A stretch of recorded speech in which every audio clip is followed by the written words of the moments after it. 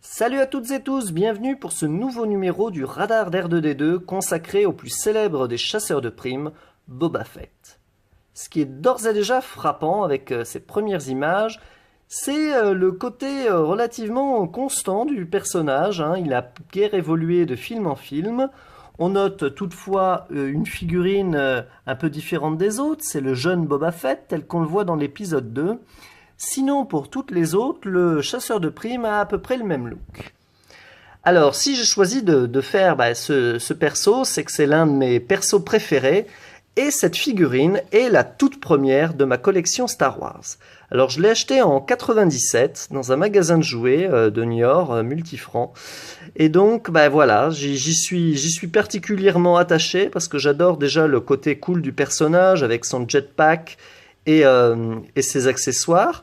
Donc c'est la série Power of the Force 2, je n'ai pas de vintage de Boba Fett. Mais voilà, donc c'est ma petite Madeleine de Proust à moi.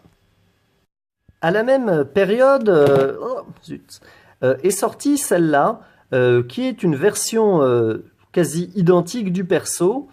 On remarque les mêmes détails, si ce n'est qu'il n'avait pas ses accessoires, mais une immense armure à la Terminator avec un méga lance-missile.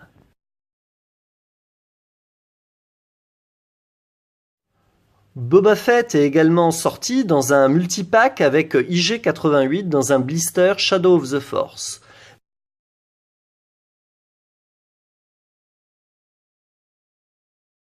Mais c'est finalement avec cette nouvelle gamme, les Power of the Jedi, que nous avons eu droit à une version retravaillée du chasseur de primes, et une version qui est peut-être la plus belle jamais sortie du chasseur de primes.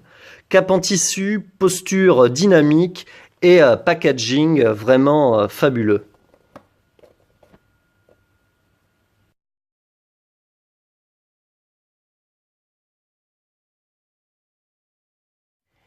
Et c'est le même moule qui a été utilisé pour réaliser cette figurine exclusive de 2003, où le chasseur de primes est tout en argent, donc qui était une figurine qui était vendue donc, pour les conventions Star Wars de cette année-là.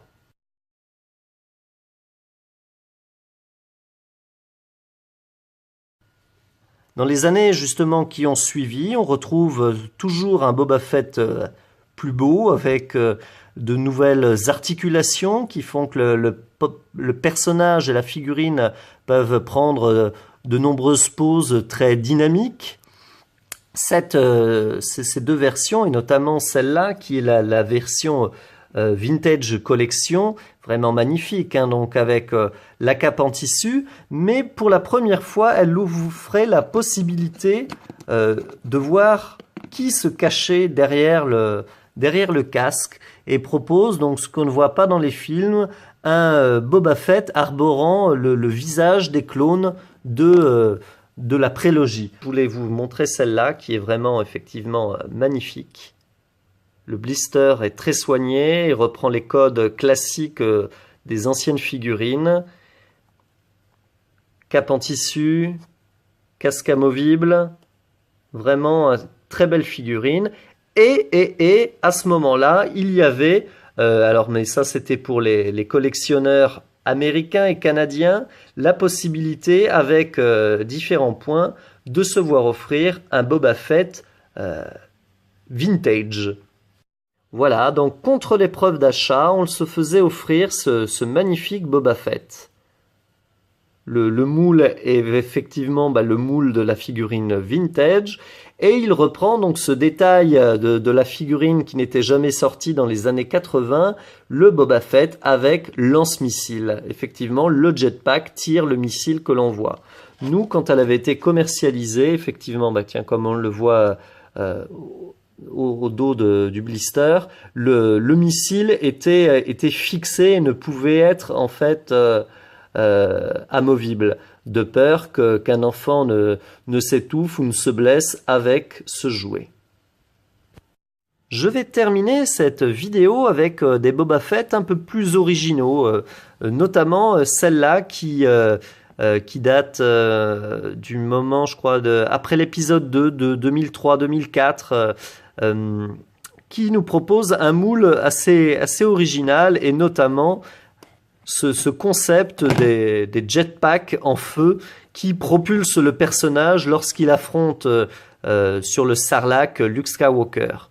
Alors vous avez une petite animation là qui fait qu'il se met en position de tir. Alors cette figurine est assez sympathique pour cette posture dynamique. Après, les couleurs sont un peu trop criardes, et là ce lance-missile aurait pu être remplacé par quelque chose de plus proche de la réalité pour faire moins bouton pour actionner le bras du perso. Vous avez aussi cette figurine qui est un prototype inspiré des croquis de McQuarrie de Boba Fett. Il est fourni donc avec un lance-flamme, 2 têtes interchangeables,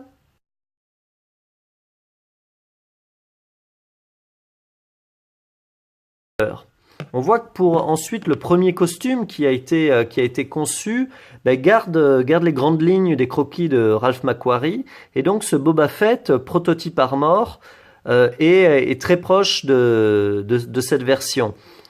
Le costume là ressemble plus au modèle final, mais toujours aussi blanc. On note que le blaster est encore le même. Cette version de la figurine de Vintage Collection est vraiment très sympa. Et là, tiens, au dos, vous avez une photo de ces essais qui ont été filmés donc avec un acteur d'ILM qui enfilait ce prototype pour les essais de tournage. Dernière figurine, et une figurine là encore assez originale. Alors bon, on reconnaît effectivement que c'est le même moule que les plus récentes, mais qui arbore des accessoires et des couleurs totalement inédites pour le perso. Alors ce qu'il faut savoir, c'est que ce Boba Fett est tiré du Christmas Special qui était sorti, je crois, en 78 ou enfin dans ces années-là, entre l'épisode 4 et l'épisode 5, et avait été présenté en France, je crois, sous le nom de Au temps de la guerre des étoiles, voilà, où les acteurs reprenaient leur rôle dans une série de sketchs, et où Boba Fett apparaissait pour la première fois dans un petit dessin animé, bien avant donc son apparition dans l'Empire contre-attaque. Je crois que le dessin animé est peut-être la seule chose que George Lucas n'a pas renié, tant la qualité de ce Christmas Special laissait à désirer. Et dernière figurine, qui est beaucoup plus anecdotique, qui est cette version Saga Legend, qui est, je crois, l'une des dernières figurines 3/4 à être sortie du perso, qui est d'assez plutôt bonne facture, mais sans aucune articulation, et où on voit que la peinture, on est passé au minimum syndical après des figurines qui avaient été particulièrement soignées et travaillées.